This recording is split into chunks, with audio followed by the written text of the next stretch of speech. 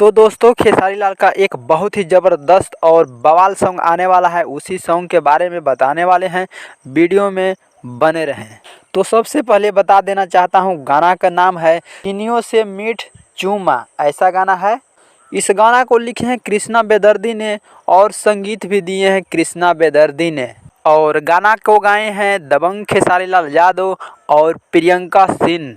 भोजपुरिया दर्शकों द्वारा बताया जा रहा है कि गाना एकदम बवाल और तहलका मचाने वाला सॉन्ग है। गाना जैसे ही आएगा वैसे ही बवाल मचाएगा। और चीनियों से मीठ चूमा इस संघर्ष 2 फिल्म का गाना होने वाला है। वीडियो गाने में नजर आएंगे खेसारी लाल यादव और मेघाश्री। इस गाने का एक बहुत ही खुशखबरी आया है। खुशखबरी यह है कि गाने का रिलीज टाइम डेट निकल कर सामने आ गया है। तो सबसे पहले हम बता देते हैं, तो ये गाना आज ही के डेट में रिलीज होने वाला है 6 बजे वर्ल्ड वाइडर के यूट्यूब चैनल पर। आपको एक बार ज़रूर देखिएगा, कैसा है, एकदम बवाल ही होने वाला है। तो मिलते हैं अगले नेक्स्ट वीडियो में, तब तक के लिए चैनल को सब्सक्राइब करें।